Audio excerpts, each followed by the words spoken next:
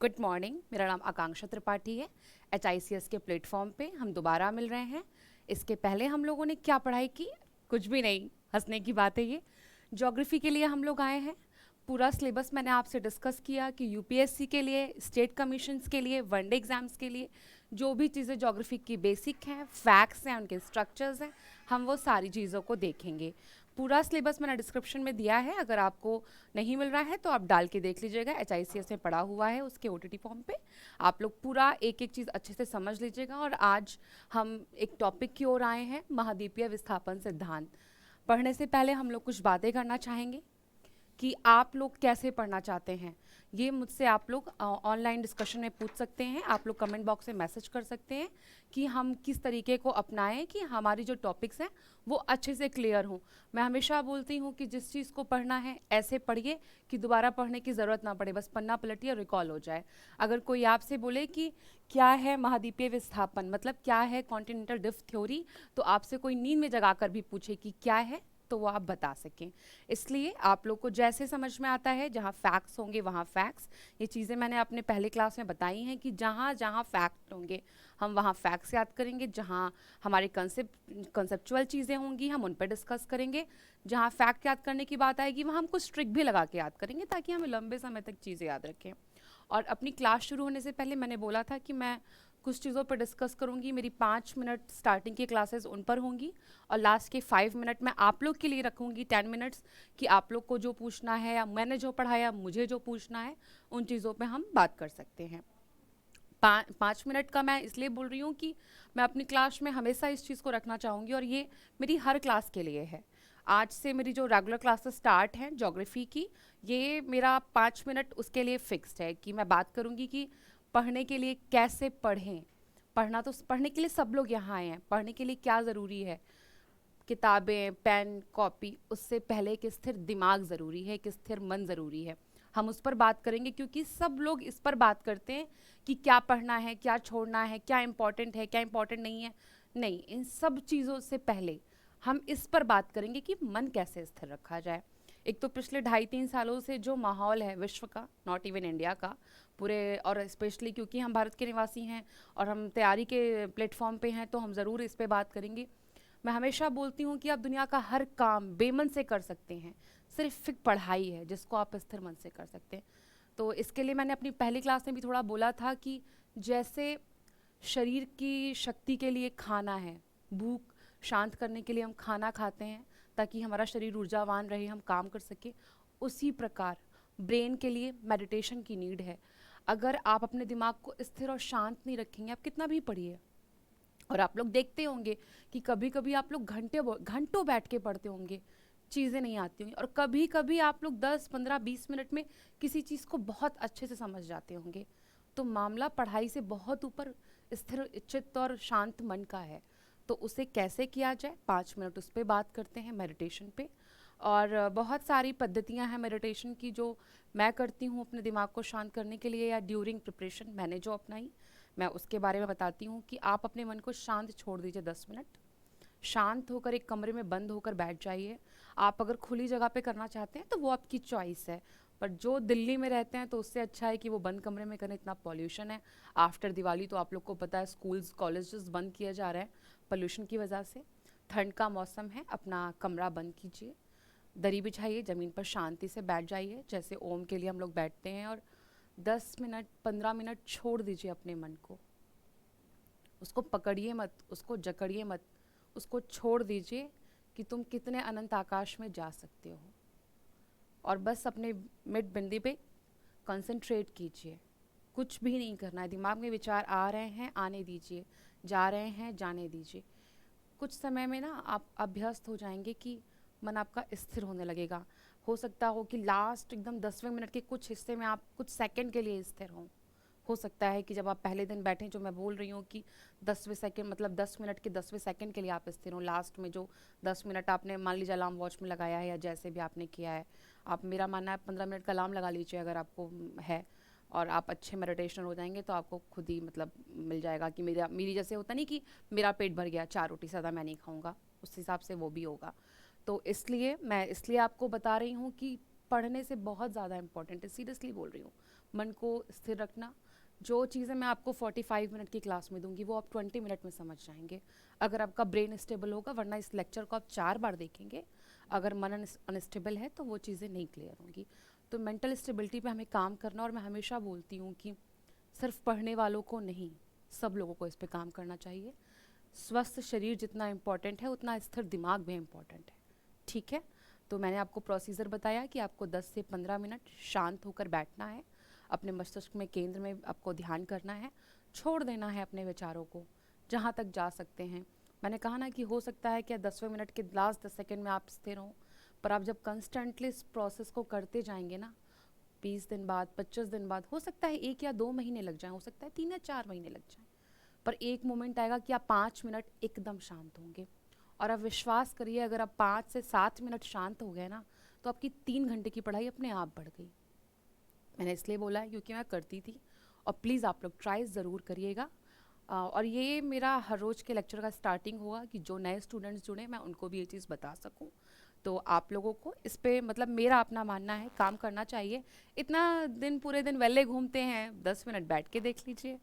हाँ, हो सकता है कि कुछ लोग बहुत ज़्यादा पढ़ते हैं, जैसे स्टार्टिंग के फेज़ में मैं नहीं करती थी, मुझे लगता था कि बहुत ज़्यादा पढ़ना है, टाइम वेस्ट होगा। बट जब मैंने करना शुरू किया तो आई फील कि नहीं नहीं, जो टाइम मेरा वेस्ट एक्चुअली हो रहा था किसी टॉपिक को समझने में 2 घंटा, वो मैं आधे घंटे में समझ रही थी। और जब आपको अच्छा लगेगा ना, जैसे कभी कभी कोई खाना आपको बहुत पसंद होता है तो आप सोचते हैं कि हर दिन में 2 बार मिल जाए, तो आज दिन बन गया। तो सेम मेडिटेशन के साथ भी यही चीज़ होगी, जब आपको अच्छा लगने लगेगा तो आप सुबह के 10 मिनट और शाम के 10 मिनट, हो सकता है रात में सोने से पहले 10 मिनट, जैसे आप खाने के शौकीन हो जाएंगे, आप मेडिटेशन के शौकीन हो जाएंगे, और आपकी बॉडी की नीड हो जाएगी, वो मांगेगी कि आप मेडिटेट करिए। जैसे मैं करती थी तो मेरे शरीर को कुछ देर एकदम शांत, अकेला, एकदम शांति चाहिए होती थी। आज भी मेरा स्वभाव है, कुछ चीज़ें ऐसी लाइफ में हो गई कि अब थोड़ा शांत होने में दिक्कत होती है, बट अकेले बैठने में थोड़ा घबराहट होती है। वरना ये बहुत अच्छा प्रोसीजर है, करती मैं आज भी हूँ कि कुछ देर एकदम शांत, एकदम अकेले, फ़ोन, मोबाइल, शोर शराबा, आप ईयर प्लग्स खरीद लीजिए, उनको लगा के कीजिए। और अगर किसी अच्छी जगह पे रहते हैं, गांव वगैरह में आप हैं, जहाँ मतलब जहाँ अच्छी एनर्जी है, दिल्ली सा पर्यावरण नहीं है, तो वहाँ आप खुले वातावरण में कर सकते हैं, जहाँ चिड़ियों की चहचहाहट हो और बढ़िया कौवे बोल रहा हो, गौरैया नाच रही हो, वहाँ पर आपको फील करना है चीज़ों को। और इतनी इतनी अच्छी फीलिंग आएगी ना उसके बाद कि आप बोलेंगे कि आज का दिन बहुत खूबसूरत है, ठीक है। इट्स नॉट अ लेक्चर, और मैं कोई मेडिटेशनर बाबा नहीं हूँ कि बोले मैम आई हैं प्रवचन देने लगी हैं, ऐसा कुछ नहीं है। आप लोग करिएगा, और प्लीज़ आप लोग मुझे रिप्लाई ज़रूर करिएगा कि आपको कैसा लगा करने में, ट्राई ज़रूर करिएगा। जैसे कोई आपसे बोलता है ना कि यार ये खाना बहुत शानदार है, खा कर देखो, तो आप खाते हो तो आप बोलते हो यार वाकई अच्छी डिश बताई थी। तो मैं आपको बता रही हूँ ये, क्योंकि ज़िंदगी में सबसे ऊपर जीवन है। पढ़ाई लिखाई नौकरी, हर चीज़ से ऊपर जीवन है, और अच्छे जीवन के लिए एक शांत मन होना बहुत ज़रूरी है। ठीक है, बहुत हो गया सुबह सुबह प्रवचन। मॉर्निंग की क्लास का ये फ़ायदा है कि आप प्रवचन भी दे सकते हैं। अब हम अपने टॉपिक पे आते हैं। हमारा टॉपिक है कॉन्टिनेंटल ड्रिफ्ट थ्योरी या महाद्वीपीय विस्थापन सिद्धांत। इसके बारे में हम बात करते हैं, थोड़ी कहानी जैसे सुनाते हैं आपको, फिर फैक्ट्स पे आएंगे थोड़ा, क्योंकि जैसे कहानियाँ याद रह जाती हैं, उस हम इसी तरह बात करेंगे। हम एकदम उठाएंगे और शुरू कर देंगे पढ़ाना, वैसा नहीं। हम कहानी जैसे बात करेंगे, फिर जहाँ पे जो टॉपिक आएगा वो क्लियर करते जाएंगे। देखिए, वेगनर महोदय थे इस थ्योरी के जो देनकार थे या जो जानकार थे, जो वैज्ञानिक थे, जियोलॉजिस्ट थे, जो भी आप कहिए, उन्होंने इस थ्योरी को दिया पहली बार 1912 से स्टार्टिंग हुई 1920 तक, और 1920 के आसपास परिपक्वता में दिखाई पड़ी ये थ्योरी। एक चीज़ सबसे पहले मैं बताना चाहती हूँ कि जो महाद्वीपीय विस्थापन सिद्धांत है, ये भूआकृति विज्ञान के तहत पढ़ा जाता है, पर जो वेगनर महोदय थे वो क्लाइमेटोलॉजिस्ट थे, जलवायु विज्ञान के अध्ययन करता थे। वो जब जलवायु विज्ञान का अध्ययन कर रहे थे तो उन्होंने देखा कि जो पोलर एरियाज़ में कॉन्टिनेंट्स हैं, वहाँ कभी कभी जलवायु गर्म मिल रही है, जो गर्म जलवायु वाले प्रदेश हैं वहाँ पे कभी कभी ठंडी जलवायु मिल रही है। मतलब उनको ये चीज़ समझ में नहीं आ रही थी कि जैसे मान लीजिए ये, हाँ मेरी आर्ट पे कमेंट बिल्कुल मत कीजिएगा, मेरी ड्राइंग बहुत बेकार है, इसे पृथ्वी समझ लीजिए। आप लोग इससे बिल्कुल जज मत करिएगा कि अरे मैम की तो आर्ट बहुत गड़बड़ है। हाँ गड़बड़ है, ठीक है, तो बस समझने के लिए है।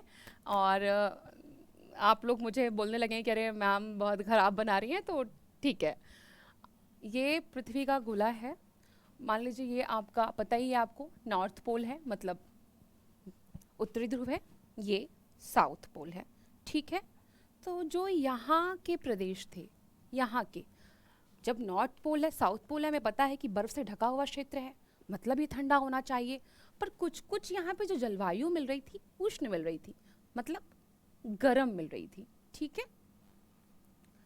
और जो ये हमारा प्रदेश है विषुवत रेखा वाला, हमें पता है यहाँ थोड़ा गर्मी का माहौल होता है, गर्म प्रदेश है।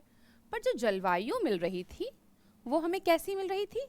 ठंडी मिल रही थी, हमें नहीं, मिस्टर वैगनर को, ठीक है। यहाँ पे ठंडी मिल रही थी, तो वो उनको समझ में नहीं आ रहा था कि एक्चुअली हो क्या रहा है, ये ऐसा क्यों हो रहा है कि जो पोल्स के एरियाज़ हैं जो एक्चुअली ठंडे होने चाहिए वो गर्म प्रदेशों में दिख रहे हैं, जो विषुवत रेखा का क्षेत्र है वो गर्म होना चाहिए तो वो ठंडा दिख रहा है। तो वो थोड़े कंफ्यूज थे। उन्होंने सोचा कि चलिए मैं इस पर सर्च करता हूँ, रिसर्च करता हूँ, मैं देखता हूँ कि आखिर ऐसा क्यों हो रहा है। पहले तो उनको लगा होगा कि शायद उनका भ्रम है, पर उन्होंने अपनी सर्च स्टडी को बढ़ाया और उन्होंने बहुत काम किया इस पर। अंत में उनकी मृत्यु भी इसी में दबके हो गई, वो बर्फ़ में ही खोज करते करते उनकी डेथ भी हो गई।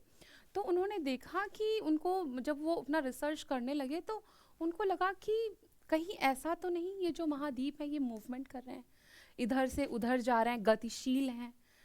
तो उनका जो कल्पना शक्ति था बहुत स्ट्रांग था, उनकी जो सोचने की शक्ति थी वो बहुत स्ट्रांग थी। उनके पास कोई वैसे लॉजिक्स नहीं थे कि वो उसको प्रूव कर सकते थे, पर वो अपने, होता नहीं कि आप सोचते हो कि हमें ऐसे करना है, कोई भी चीज़ पहले कंसेप्ट में आती है, इसी तरह उनके भी कंसेप्ट में आई कि हो सकता है ये जो एरियाज़ हैं ये मूवमेंट कर रहे हों, जो पोल में बसने वाले कॉन्टिनेंट्स हैं वो कहीं पहले और रहे हों, जो मिड मिड में यानी कि विषुवत रेखा वाले जो कॉन्टिनेंट्स हैं वो पहले कहीं और रहे, हो सकता है कि इनका मूवमेंट हो रहा हो, ठीक है। यहाँ तक बात समझ में आई। हम हर बात को रिवाइज करते हुए आगे चलेंगे। हमने 3-4 बातें की। पहली कि किसने इस थ्योरी को दिया? मिस्टर वैगनर ने दिया, ठीक है। मिस्टर वैगनर ने दिया, पहली बात क्लियर हो गई। दूसरी बात कि ये जियोमॉर्फोलॉजिस्ट ना होकर क्लाइमेटोलॉजिस्ट थे। आपको पता है जब इन्होंने ये थ्योरी दी, जितने जियोमॉर्फोलॉजिस्ट थे, जियोलॉजिस्ट थे, उन्होंने बहुत जी भर इनका मजाक उड़ाया कि इनका दिमाग ठीक नहीं है, इनका जो मन कर रहा है ये बोल रहे हैं, क्योंकि उस समय ये सिर्फ कल्पना शक्ति में थे, ये प्रूफ नहीं कर पा रहे थे चीज़ों को। हालांकि उन्होंने आगे कुछ कुछ अपने चीज़ों को जोड़ा, बताया, बट उतनी अच्छी तरीके से ये प्रूफ नहीं कर पाए, ठीक है। तो हमने देखा कि इस थ्योरी को मिस्टर वैगनर ने दिया। ये एक क्लाइमेटोलॉजिस्ट थे। इन्होंने बताया कि जो महाद्वीप हैं या जो कॉन्टिनेंट्स हैं वो मूव कर रहे हैं। अब बात करते हैं कैसे, ये तो इन्होंने बता दिया, अब इन्होंने कैसे बताया इस पर बात करते हैं। इन्होंने बताया कि पृथ्वी, ठीक है, पेंथलासा ये पार्ट है, इसके चारों ओर ये पानी है। देखिए पानी ऐसा ही बनाऊंगी मैं, आप ये मत बोलिएगा कि मैम अच्छा आर्ट, ठीक है। ये एक पृथ्वी का टुकड़ा, इसे पेंजिया कहा गया, ठीक है। ये जो पूरी घटना है ये 22 करोड़ वर्ष पूर्व की है, ठीक है। और ये जो पानी का पार्ट है इसे कहा गया पेंथलासा, महासागर। इनका कहीं ना कहीं ये कहना था कि ये जो पेंजिया है ये तैर रहा है पेंथलासा पे। यहाँ तक आपको बात समझ में आई कि इन्होंने क्या बताने की कोशिश की कि जो एक पृथ्वी का, आपको पता है ना, पृथ्वी आग का गोला था, वर्षों बारिश हुई, उसके बाद ये टुकड़ा कुछ हिस्सा शांत हुआ, कुछ हिस्से में पानी भर गया। तो ये वही वाली बात है जो हम लोग बचपन से पढ़ते आ रहे हैं कि पृथ्वी आग का गोला था, हज़ारों वर्ष बारिश हुई, कुछ हिस्सा जहाँ पानी भर गया वो पेंथलासा महासागर के रूप में रहा, जहाँ कुछ चट्टानें डेवलप हो गई वो पेंजिया के रूप में रहा। यहाँ तक आपको चीज़ें क्लियर हो गई, कोई डाउट है? और एक चीज़ और आपको बताती हूँ, जो आज भी प्रशांत महासागर है, हम सबको पता है कि सबसे बड़ा महासागर है, वो पेंथलासा का ही पार्ट है, ठीक है। यहाँ तक चीज़ें क्लियर हुई। इसके बाद उन्होंने बताया कि 22 करोड़ वर्ष पूर्व ऐसी घटना हुई कि पेंजिया के 2 टुकड़े हो गए, ठीक है, 2 टुकड़े हो गए। ये कहलाया अंगारा लैंड। आप सुनते जाइए क्यों हो गया, कैसे हुआ, ये सब बताऊंगी। मैंने कहा ना पहले कहानी की तरह सुनिए, फिर मैं बताऊंगी आपको। गोंडवाना लैंड, ठीक है। अगर किसी किसी को कभी ऐसा लगता है कि वो अंगारा लैंड और गोंडवाना लैंड में कंफ्यूज हो रहा है, तो मैं आपको बता सकती हूँ कि थोड़ा ट्रिक है। उत्तर भारत में कुछ जगहें जो हैं वहाँ पर पैर को गोड़ कहते हैं और पैर हमेशा नीचे की तरफ होते हैं, ठीक है। तो उससे याद रख लीजिएगा गोंडवाना लैंड और ऊपर का पार्ट फिर अंगारा लैंड, क्योंकि जैसे आपको पता तो होता है चीज़ें कन्फ्यूज़न में आ जाती है ना। हालांकि बहुत छोटी सामान्य सी चीज़ है, इसमें कन्फ्यूज़न नहीं होगा आपको। फिर भी मैंने बोला ना कि मेरी आदत है चीज़ों को ट्रिक से करने की, कनेक्ट करने की, तो वो मैंने थोड़ा सा कर दिया। तो जो नीचे का हिस्सा है पाँव, दैट इज़ गोंडवाना लैंड, जो ऊपर का हिस्सा है अंगारा लैंड, इसे लॉरेंशिया भी कहा गया, ठीक है। उन्होंने बताया कि जो पैंजिया था वो दो टुकड़ों में टूटा। अंगारा लैंड और गोंडवाना लैंड, ये पतली सी जो भूसन्नति है, ये टेथिस सागर है। यहाँ तक आप लोग को कोई डाउट, कोई भी प्रॉब्लम? मुझे लगता है यहाँ तक चीज़ें आपको क्लियर हो गई होंगी, ठीक है। इसके बाद अच्छा, अब आप लोग बोल रहे होंगे कि अरे मैम रीज़न तो दीजिए कि क्यों टूटा। हाँ, इनसे भी सारे साइंटिस्ट ने बोला कि क्यों टूटा। एक स्टेप आगे और बताती हूँ, उसके बाद बताती हूँ क्यों टूटा। फिर उन्होंने बताया कि जब ये 3 पार्ट में टूटा तो सारे continents, north America, south America, Australia, Eurasia, Africa, ये सब भी डेवलप्ड हुए। मेरे डायग्राम्स में देखिए, अभी बहुत खूबसूरत डायग्राम्स मिलेंगे आपको। फिर जब टूट टूट के बने तो ये दोबारा इसमें बने, ठीक है, जो हमारे प्रेजेंट कॉन्टिनेंट है। अब बात करते हैं कि टूटा तो पैंजिया, अंगारा लैंड और गोंडवाना लैंड में, पर क्यों टूटा। इन्होंने जो रीज़न दिया, मिस्टर वैगनर महोदय ने 2 रीज़न दिए। जो मेन रीज़न था इनका गुरुत्वाकर्षण की शक्ति था, ठीक है। इन्होंने कहा कि जो पहली गुरुत्वाकर्षण शक्ति है वो ध्रुवों की है। हम पहले ही बात कर चुके थे कि ध्रुव, नॉर्थ पोल और साउथ पोल, ठीक है। तो इन्होंने बोला कि जो ध्रुव हैं, हमें पता है कि ध्रुवों पर गुरुत्वाकर्षण शक्ति अधिक होती है, तो एक ने अपनी ओर खींचा, दूसरे ने अपनी ओर खींचा, तो जो ये पैंजिया था ये 2 हिस्सों में टूट गया, जिसको हमने बताया अंगारा लैंड और गोंडवाना लैंड। यहाँ तक कोई आपको डाउट? इसका छोटा सा एग्जाम्पल आप अपने घर में ट्राई कर सकते हैं। अगर आप 2 भाई बहन हैं, 2 दोस्त हैं, 2 रूममेट हैं, जो भी है, एक पेपर ले लीजिए और बोलिए कि एक तरफ तुम खींचो, एक तरफ हम खींचते हैं, तो उसके 2 हिस्से होंगे, टूट जाएगा। दोनों अपनी अपनी तरफ खींचेंगे, जो इन्होंने बताया कि गुरुत्वाकर्षण शक्ति काम करती है। यहाँ तक आप लोगों को कोई चीज़ ऐसी जो क्लियर ना हुई हो, ठीक है। इसके आगे इन्होंने सब लोगों ने बोला कि ये तो कोई लॉजिकल रीज़न। उन्होंने कहा रुको रुको भाई, और भी रीज़न है, बता रहा हूँ। फिर इन्होंने इसके बाद बताया कि सिर्फ जो ध्रुवों की शक्ति है वो काम नहीं कर रही है, चंद्रमा और सूर्य की भी गुरुत्वाकर्षण शक्ति या ज्वारीय शक्ति काम कर रही है। तो लोगों ने बोला कि प्रूफ कीजिए, आप क्या बताना चाह रहे हैं। इन्होंने बोला कि पृथ्वी का जो मूवमेंट है पश्चिम से पूर्व की ओर होता है, तो एक तरफ से चंद्रमा अपनी ओर खींच रहा है, एक तरफ से सूर्य अपनी ओर खींच रहा है, इसीलिए जो पश्चिम जो वलित पर्वत है वो पश्चिम की ओर डेवलप्ड हो रहे हैं। ये चीज़ आप लोग को पता है ना कि नॉर्थ अमेरिका और साउथ अमेरिका में, नॉर्थ अमेरिका का रॉकी इसी तट पे है और साउथ अमेरिका का एंडीज इसी तट पे है, ठीक है। यहाँ तक आप लोग को कोई डाउट? मैंने आपको कुछ चीज़ें बताई डायग्रामेटिक फॉर्म में, अभी मैं उसके अच्छे डायग्राम्स भी दिखाऊंगी। मैंने आपको बताया कि मिस्टर वैगनर महोदय ने क्लाइमेटोलॉजिस्ट थे, जियोमॉर्फोलॉजिस्ट पर डिस्कवरी की। उन्होंने अपनी रिसर्च की महाद्वीपीय विस्थापन सिद्धांत पे कि पैंजिया बना, उस पर महासागर तट पैंथलासा था, जिसका एक पार्ट प्रशांत महासागर है। 22 करोड़ वर्ष पूर्व अद्भुत घटना हुई उनके हिसाब से कि गुरुत्वाकर्षण शक्ति ने काम किया, नॉर्थ पोल और साउथ पोल की, और दूसरी गुरुत्वाकर्षण शक्ति चंद्रमा की और सूर्य की, ठीक है। दोनों अपनी ओर खींचे और पृथ्वी के 2 टुकड़े हो गए। इसके बाद विस्थापन थ्योरी को इन्होंने दिया कि पश्चिम की ओर विस्थापन से जो हमारे प्रेजेंट कॉन्टिनेंटल, जो प्रेजेंट हमारे कॉन्टिनेंट्स हैं, उनका स्थापना हुआ। यहाँ तक कोई संशय आपको? ठीक है। अब मैं आपको मॉडर्न स्लाइड्स के थ्रू दिखा देती हूँ। ये हमारा करंट मैप है, ये नॉर्थ अमेरिका है। अगर आप लोग को डायग्राम क्लियर नहीं हो रहा तो मैं बता रही हूँ, नॉर्थ अमेरिकन प्लेट है, साउथ अमेरिकन, मैं अभी आपको प्लेट्स नहीं बताऊंगी, सिर्फ मैं कॉन्टिनेंट्स दिखा रही हूँ, फिर मैं डिस्क्रिप्शन में दूंगी। अफ्रीकन, यूरेशियन, इंडो ऑस्ट्रेलियन, ठीक है। यहाँ से अब हम आगे बढ़ते हैं। यहाँ अब जितना मैंने आपको बताना था चीज़ों को डिस्क्राइब कर दिया है, अब आप देख सकते हैं। हाँ, अगर आपको स्क्रीनशॉट लेना रहा करे तो आप प्लीज़ कमेंट बॉक्स में मैसेज में या आप बोला करिए, मैं साइड हो जाऊंगी। 1912 में जलवायु जर्मन, हाँ जर्मनोलॉजिस्ट थे, ठीक है, जर्मन के थे। जलवायु वेता अल्फ्रेड वैगनर ने महाद्वीपीय विस्थापन सिद्धांत का प्रतिपादन किया। इस सिद्धांत के माध्यम से वैगनर भूगर्भिक इतिहास में इस जलवायु परिवर्तन की व्याख्या करना चाहते थे। मैंने बोला कि वो तो क्लाइमेटोलॉजिस्ट थे, वो तो उनकी किस्मत थी कि वो जियोमॉर्फोलॉजिस्ट में आगे लोग बोलते हैं ना कि आपकी किस्मत आपको कहाँ ले जाती है, तो इन महोदय को, वैगनर महोदय को, उनकी किस्मत कहाँ ले गई, क्लाइमेटोलॉजी से जियोमॉर्फोलॉजिस्ट में ले आई। भूमंडल पर अनेक क्षेत्रों में ऐसे भूगर्भिक प्रमाण मिले जिनके आधार पर यह ज्ञात हुआ कि एक स्थान पर जलवायु में समय समय पर अनेक परिवर्तन हुए। जिन बातों को मैंने आपको बोला है ये उनकी सधी हुई सुसज्जित भाषा है, ठीक है। जो कंसेप्ट था, जो बेसिक कंसेप्ट था, थोड़ा सा आगे एक एक स्टेप पे बताऊंगी, ये उसकी स्टैंडर्ड लैंग्वेज है, ठीक है। अगर जहाँ आपको लैंग्वेज इशू आए आप मुझे बोलिएगा, मैं बायलिंगुअल भी हो जाऊंगी।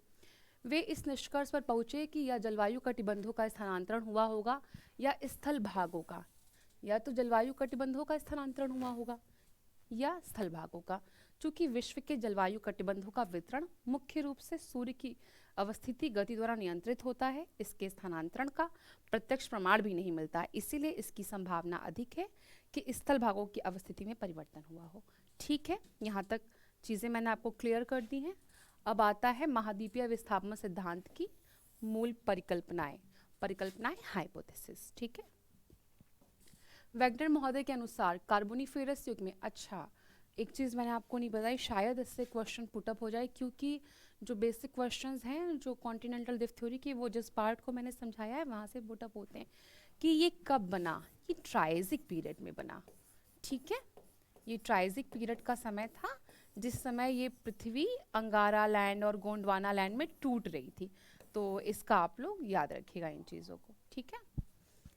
वैगनर के अनुसार कार्बोनिफेरस युग में सभी महाद्वीप एक ही भूखंड के भाग थे, इसलिए इसे सुपर कॉन्टिनेंट का पैंजिया, मैंने बताया कि पैंजिया क्या है, मतलब वो पूरा एक था ना जो, वो, यह एक ग्रीक शब्द है जिसका अर्थ है संपूर्ण पृथ्वी। पैंजिया का एक विशाल महासागर से घिरा हुआ था जिसे पैंथलासा कहा गया, जिसका अर्थ है सर्वत्र जल। अच्छा ये बताइए, यहाँ तक जो चीज़ें मैंने समझाई आपको क्लियर हो गई होंगी। पेंजिया जो पार्ट मैंने आपको बताया था कि एक पार्ट ये है,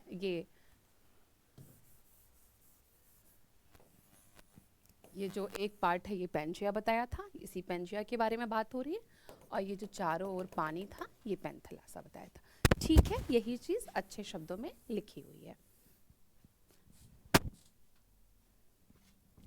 अल्फ्रेड वैगनर के अनुसार 300 मिलियन वर्ष पूर्व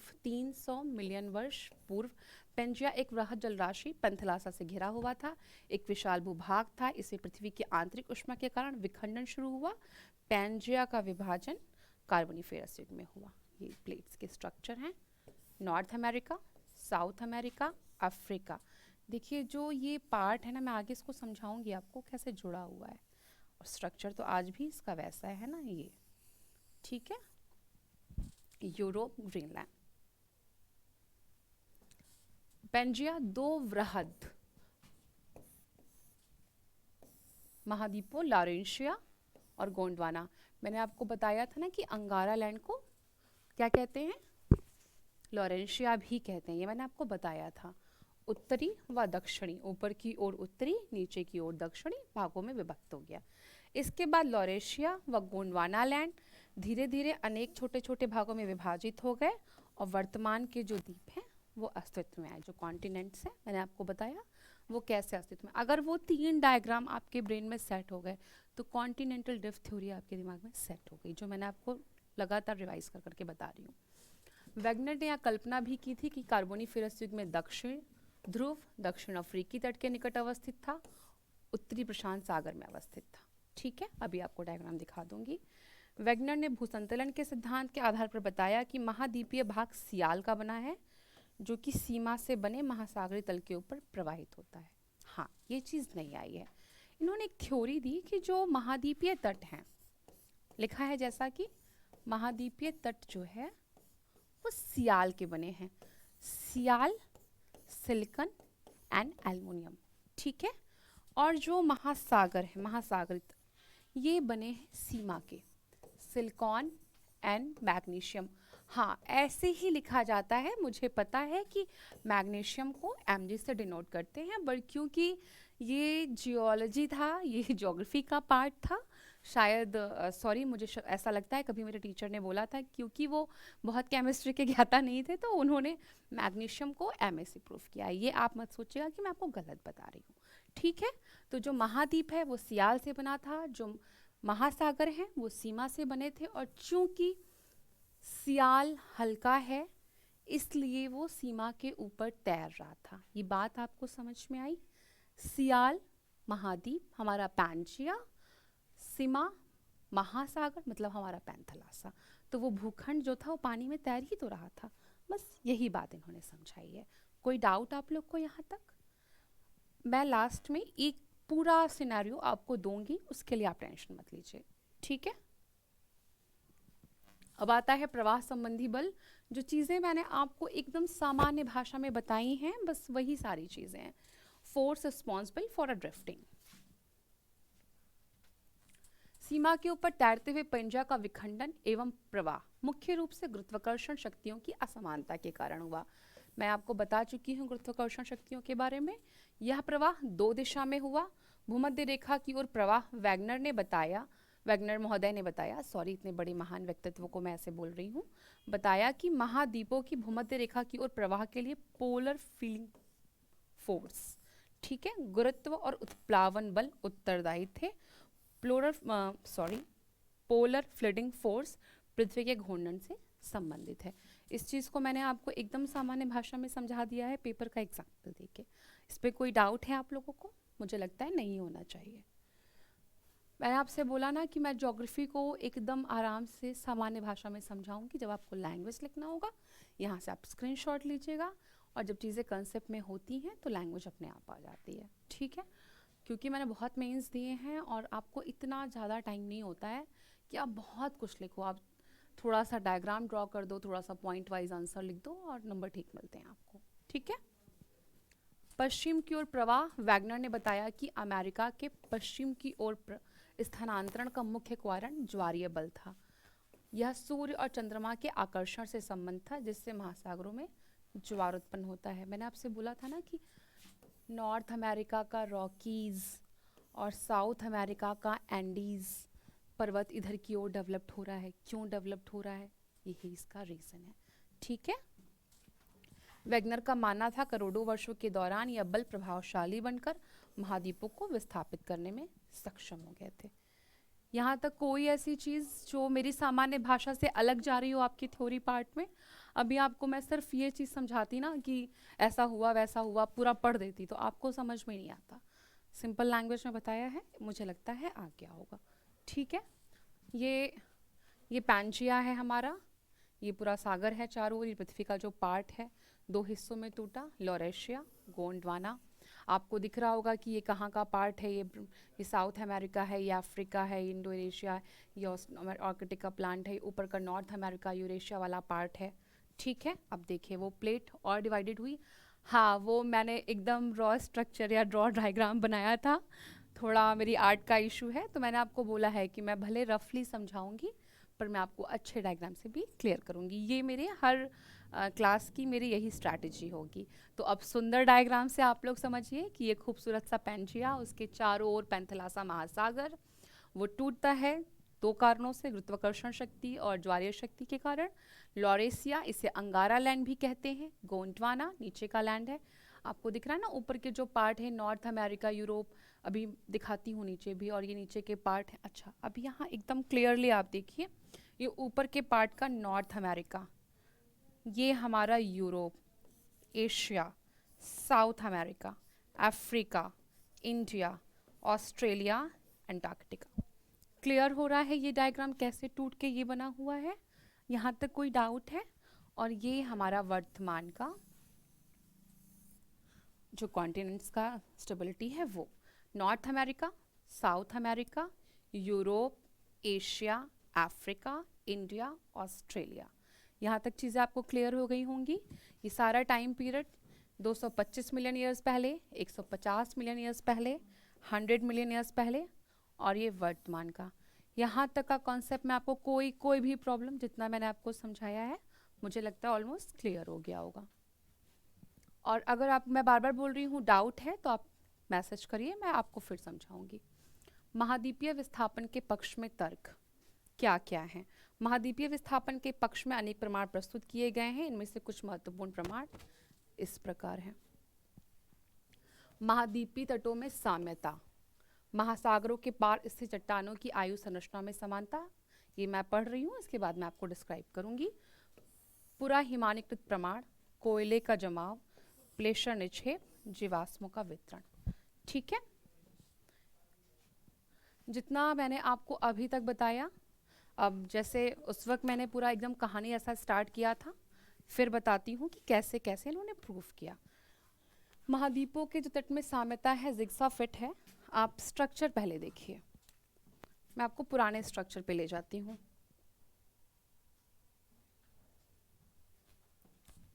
ये जो पार्ट है, ये वाला पार्ट देखिए,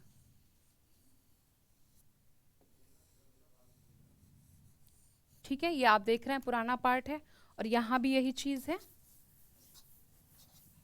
आपने अगर जिक्सा पजल खेला होगा, उसमें जोड़ने का खेल होता है। उसमें अगर आप इसको यहाँ पर वापस से वैसे जोड़ते हैं, यहाँ पे देखिए जो वर्तमान परिदृश्य है, अगर इसको आप पास लाके जोड़ते हैं तो आपको देखकर भी लगता है ना कि ये इसका पार्ट है।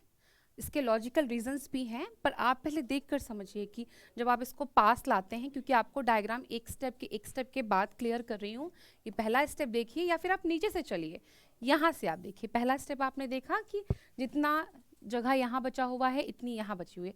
आप सेकंड स्टेप पे यहाँ जाइए, जो थोड़ा और क्लोज्ड है, और थर्ड पे आप जा रहे हैं तो आपको एकदम क्लियर दिख रहा है कि हाँ, ये इसका पार्ट है। यहाँ तक कोई डाउट आप लोग को इस चीज़ को समझने में? अब मैं आपको एकदम बेसिक जो इसके कॉन्सेप्ट की चीज़ें हैं, कि ये तो मैंने बता दिया कि ये जुड़ा है, बट इसके जो लॉजिकल रीजंस है, जो साउथ अफ्रीका की यहाँ के जो ये वाले एरिया हैं, यहाँ पे जो भी जैसे कि प्लेसर निक्षेप, कोयला, खनिज, मिनरल्स, एलिमेंट्स जो भी मिलते हैं, वो अफ्रीका के इस पार्ट में मिलते हैं, आज भी मिलते हैं। ये प्रमाण है। जो भी माइंस है वहाँ पे, वो यहाँ पर भी हैं, वो यहाँ पर भी हैं। कोई डाउट स्ट्रक्चर में समझने में? ठीक है, एक बात आपको क्लियर हो गई कि जो ये जिग्सा पजल की जो बात हुई, वो जिग्सा पजल में आपने क्या देखा कि जो साउथ अमेरिका का जो पार्ट है वो अफ्रीका के पार्ट से अटैच्ड है, और वहाँ पे पाए जाने वाले जो भी कोयला निक्षेप और भी जो मिनरल्स हैं, जो वहाँ की खाने हैं, वो दोनों एक ही युग की हैं, एक ही समय की हैं, उनमें साम्यता पाई जाती है। ठीक है, ये चीज़ क्लियर हुई।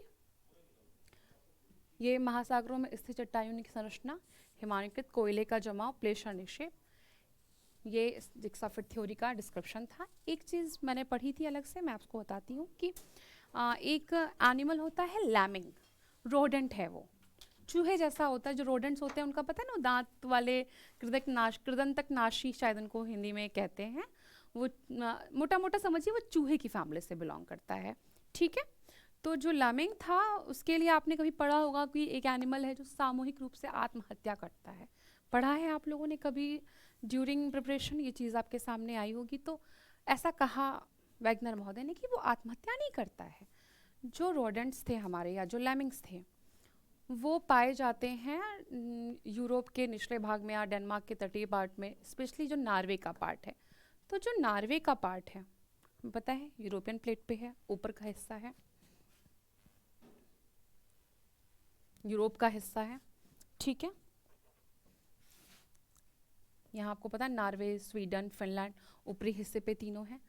तो वो जो है नॉर्वे से चलते थे, जब उनकी पॉपुलेशन बहुत ज़्यादा हो जाती थी, जब बहुत क्राउड हो जाता था, उनके ग्रोथ मतलब बहुत ज़्यादा उनका पॉपुलेशन बढ़ जाता था, तो वो सब लोग शायद खाने की खोज में आगे निकलते हो, या जिन चीज़ों के लिए, रहने के लिए, जो भी, जैसे हम माइग्रेशन तो हम में भी है ना, शहर से गांव से शहर की ओर, फिर शहर से विदेशों की ओर।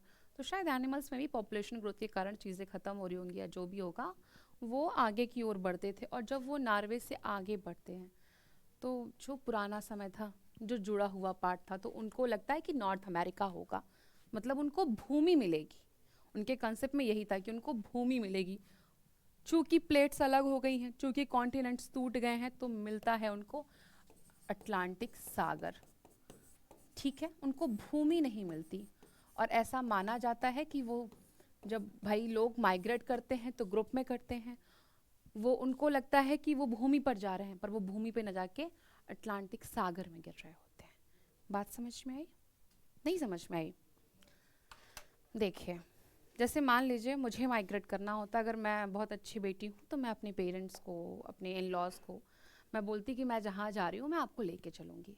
ठीक है, हम पूरे ग्रुप में गए, हम जा रहे हैं किसी अच्छी जगह, हमें यही लग रहा है कि वो कोई अच्छी जगह है, कि हमें अच्छे रिसोर्सेज चाहिए, हमें अच्छे, जैसे लोग दिल्ली आते हैं कि अरे यार स्कूलिंग अच्छी है, कोचिंग्स अच्छी हैं, लिविंग स्टैंडर्ड अच्छा है, बट एक्चुअली यहाँ का जो पॉल्यूशन लेवल है, उसके बाद तो जीना मुश्किल है, पढ़ना लिखना तो बाद में आता है। ठीक है, ज़िंदगी मुश्किल है। सेम इनके साथ है। लेमिंग्स निकलते हैं ज़मीन की खोज में लाइव लिव करने के लिए। उनको लगता है कि आज भी नॉर्थ अमेरिका जुड़ा हुआ है यूरोप से, पर अब क्या है, समय बदल चुका है। अब क्या है, अब अटलांटिक सागर है, तो जब वो इधर से अपने रास्ते को बदल रहे होते हैं तो वो पूरा ग्रेगेरियस मतलब ग्रुप में होते हैं, और वो समुद्र में गिर के मर रहे होते हैं, आत्महत्या कर रहे होते हैं, जैसा साइंटिस्ट ने कहा। ये बात आपको क्लियर हुई? ये दूसरी थ्योरी है, मैंने आपको बताया कि कैसे जिग्सा फिट के थ्रू इन्होंने प्रूव किया। दूसरा लैमिंग जंतु के द्वारा, कि लैमिंग जो जंतु थे या जो रोडेंट्स थे वो कैसे मूव कर रहे थे, वो प्रूव करते हैं कि ये चीज़ें जुड़ी हुई हैं आपस में। ठीक है, ये बात समझ में आई? एक एग्जाम्पल इनका और है जो तार्किक है, मतलब अब उसको कितना सत्य माना जाए, पर उन्होंने दिया तो वो उस समय उसका यही तर्क था। ठीक है, उन्होंने बोला कि जो, मैं बार बार बोल रही हूँ, रॉकी और एंडीज पर्वतों का जो निर्माण है, पश्चिम की ओर विस्थापन हो रहा है। जो मैंने बताया कि चंद्रमा और सूर्य की शक्ति से जो ज्वारीय विस्थापन है वो पश्चिम की ओर हो रहा है। तो मैंने बताया कि वलित पर्वतों का निर्माण हो रहा है। भाई डिपोजिशन जहाँ होगा, जब इधर की तरफ सारा डिपॉजिट होगा तो फोल्ड्स बनेंगे, फोल्ड्स बनेंगे, और वलित पर्वतों का निर्माण होगा। सेम यही चीज़ है, जो निक्षेपों का डिपोजिशन होगा, फोल्डिंग्स क्लियर होंगी, फोल्डिंग बनेंगी, तो हमारे जो वलित पर्वत हैं उनका निर्माण होगा। इतनी चीज़ें समझ में आई? ठीक है, मुझे नहीं लगता कि यहाँ तक कोई डाउट होगा। महासागरों के पास स्थित चट्टानों का मैंने आपको डिस्क्रिप्शन फॉर्म में बता दिया है। South America, Africa, Antarctica, India, Australia, ये प्लेट्स, इनके आसपास के जो एरियाज़ हैं वो सारी चीज़ें हैं। ठीक है, ये सारे डायग्राम्स हैं, अगर कि कहाँ कैसे बर्फ़ का जमाव है, कहाँ कैसे क्या हुआ है, इन चीज़ों पे आप लोग देख सकते हैं। मैं हट जाऊँगी, आप स्क्रीनशॉट ले लीजिएगा। जीवाश्मों का वितरण कैसे हुआ है बता ही चुकी हूँ मैं आपको, उसमें लेमिंग का एग्जाम्पल इन्होंने शायद दिया होगा, आप लोग देख सकते हैं। ठीक है, अब महाद्वीपीय विस्थापन सिद्धांत की जो गतिविधियाँ हैं, संबंधित गतिविधियाँ हैं, वो दिया हुआ है। वलित पर्वतों का निर्माण, आइसलैंड की उत्पत्ति और ज्वालामुखी एवं भूकंप, जो ये 3 टॉपिक आए हैं। जब हम अपना नया टॉपिक स्टार्ट करेंगे,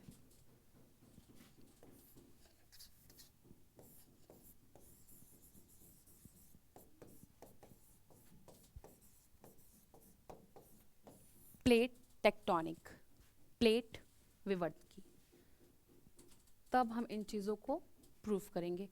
ये 3 चीज़ें बीच में मैंने इसलिए लाई हैं कि जिज्ञासा आप में भी बनी रहनी चाहिए कि ये क्या था, ये बीच में क्या इन्होंने पढ़ा दिया।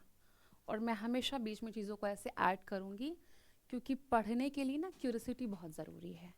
जब मन में होता है ना कि यार ये क्या चीज़ है, जब आपको जानना होता है तो आप बहुत डेप्थली उस चीज़ को समझते हैं और बहुत मन से समझते हैं। तो ये कल के टॉपिक हैं, इस पे मैं आपको छोड़ के जा रही हूँ। ये नहीं कहूँगी आप पढ़ के आइए, पर हाँ दिमाग में इन क्वेश्चंस को रखना चाहिए।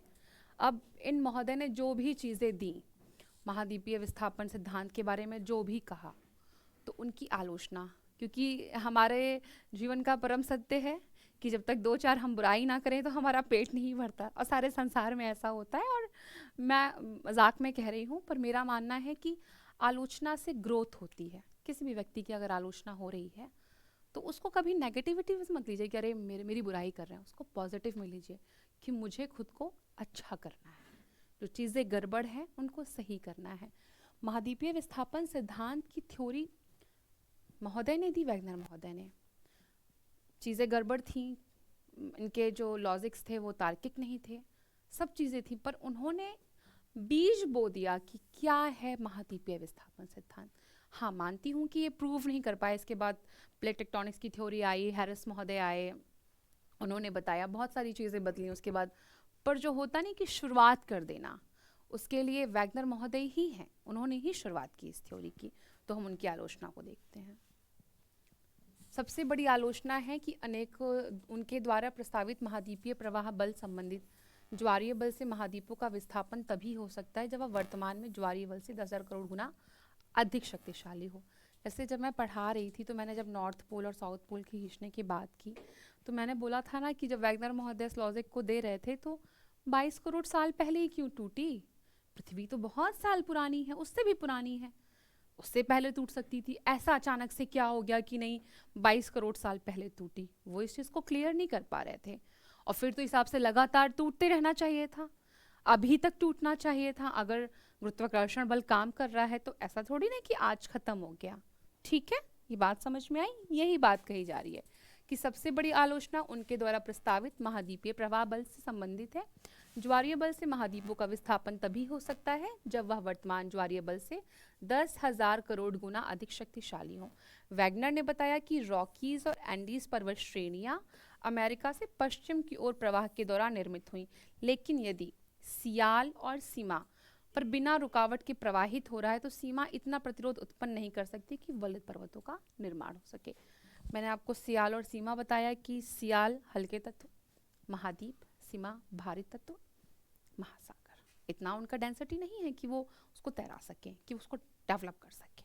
ठीक है। अटलांटिक महासागर के दोनों तट पूर्णतः साम्य नहीं है। जो जिग्सा फिट की भावना है वो पूर्णतः इनकी क्लियर नहीं हुई है। अटलांटिक महासागर के दोनों तटों की संरचनात्मक स्तरीकृत विशेषीकृत विशेषताओं में समानता थी, लेकिन निष्कर्ष नहीं निकाला सकता कि एक तट दूसरे तट का विस्तार एक दूसरे से जुड़े हुए थे। मतलब उन्होंने दिया तो बहुत सारे लॉजिक्स, पर वो क्लियर नहीं कर पा रहे थे उन चीज़ों को, क्योंकि एक्चुअली उसके साथ एक थ्योरी और चल रही थी जो उनके समझ में नहीं आई। फिर जो बाद के जियोलॉजिस्ट थे उन्होंने प्रूव किया। मैंने बोला ना कि इन्होंने सिर्फ बीज बो दिया था, ये तर्क में सिद्ध नहीं कर पाए थे अपनी चीज़ों को। हम आगे उसको पढ़ेंगे तो आपको पता चलेगा। अच्छा देखिए, अब ये टॉपिक मैंने क्लियर कर दिया है। इसमें जो भी आपको डाउट्स हैं आप मुझसे लगातार पूछ सकते हैं। अगर मान लीजिए मेरी क्लास लाइव होती है तो ठीक है, वरना अगर मैसेजेस में कर दीजिए आप, मैं उनका रिप्लाई कर दूंगी। आप मेरे चैनल पे क्वेश्चंस कर सकते हैं। जो भी चीज़ यहाँ तक क्लियर नहीं हुई है एकदम क्लियरली पूछिए। इम्पॉर्टेंट टॉपिक है, मेंस में तो पूछा ही जाता है, स्टेट कमीशन में, प्रीलिम्स में, एग्जाम्स में यही अंगारा लैंड, गोंडवाना लैंड, कार्बोनिफेरस युग, ट्राइजिक पीरियड्स, मिस्टर वैगनर का नाम, ये सब चीज़ें पूछी जाती हैं। तो मुझे लगता है कि प्रीलिम्स के हिसाब से आपको मैंने काफ़ी चीज़ें बताई हैं। हाँ, आप लोग चाहें तो मैं एक सेशन MCQs का भी रख सकती हूँ, और अगर आप लोग चाहें कि मैं मेंस के लिए करूँ कोई ऐसा कि मुझे आपको एकदम फॉर्मेट में आंसर चाहिए कि इस क्वेश्चन का आंसर ये है, तो हम उस पर भी एक दिन रख सकते हैं, हम उस पर भी बात कर सकते हैं। और मेरा मन है कि मैं जैसे आज मैंने इतना टॉपिक पढ़ाया, आज तो मैंने आपके लिए क्वेश्चंस प्रिपेयर नहीं किए हैं, पर नेक्स्ट क्लास से 3-4 क्वेश्चन, 5 क्वेश्चन मैं रखूँगी। जितना मैंने पढ़ाया है वो चीज़ें अगर आपको क्लियर नहीं है तो नेक्स्ट क्लास से पहले या लास्ट के 10 मिनट में उसको मैं रिवाइज करवा दूंगी, ताकि आप उन चीज़ों को जोड़ सकें। प्लेट टेक्टोनिक थ्योरी की जो मैंने बात की है वो इसी के आगे का पार्ट है। जब मैं क्लास स्टार्ट करूंगी थोड़े से हिंट्स दे के आपकी नेक्स्ट क्लास को स्टार्ट कर दूंगी। और प्लीज़ आप लोग देखिए, जो भी प्रॉब्लम्स हैं डिस्कस कीजिए। जहाँ भी प्रॉब्लम समझ में नहीं आ रहा कि ये कहाँ से आया, आप पूछिए। Thank you so much. Next class में मिलते हैं। बाय।